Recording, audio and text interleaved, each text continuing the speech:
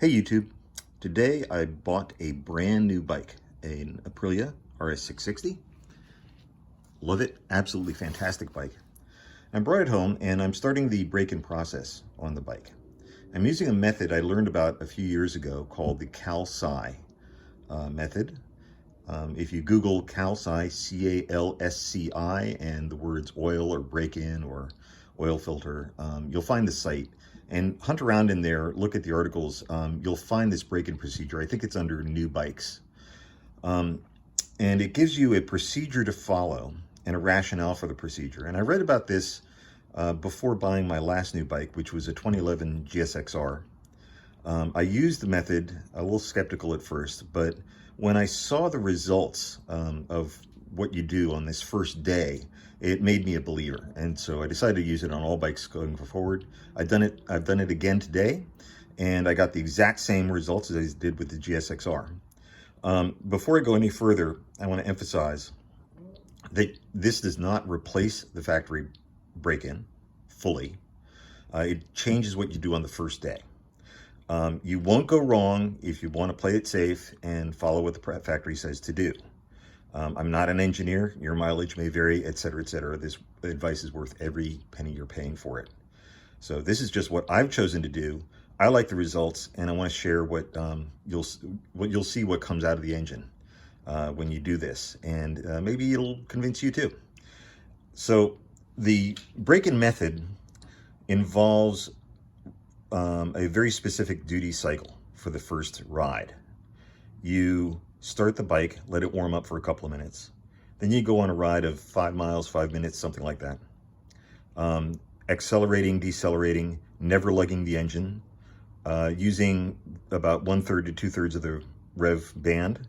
On this bike, that's about 4,000 to 7,500 or 8,000 RPM, a little bit higher than what the factory recommends at this point.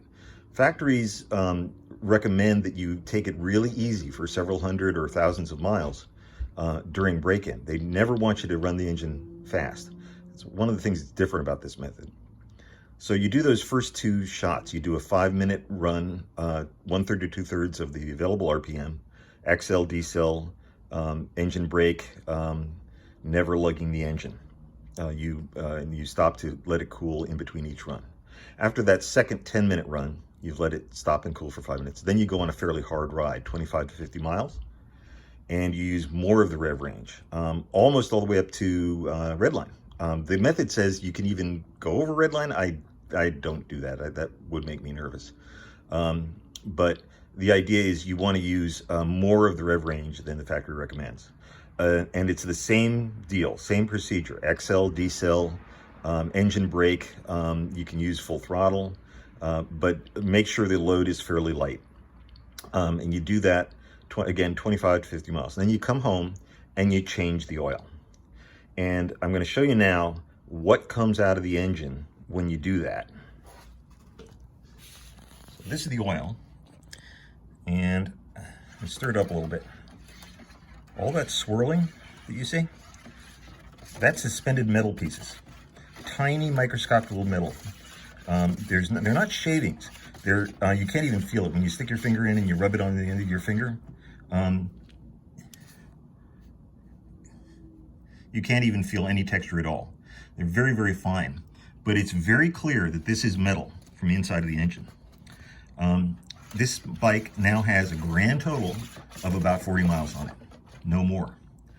And if you follow the factory recommended break-in procedure, this stuff is going to be circulating around inside your engine until the first oil change.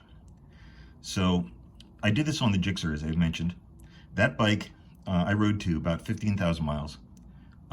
It's now on its third owner, doing duty as a track bike. It's been great the entire time. It's never had a lick of engine trouble, and it's still going strong.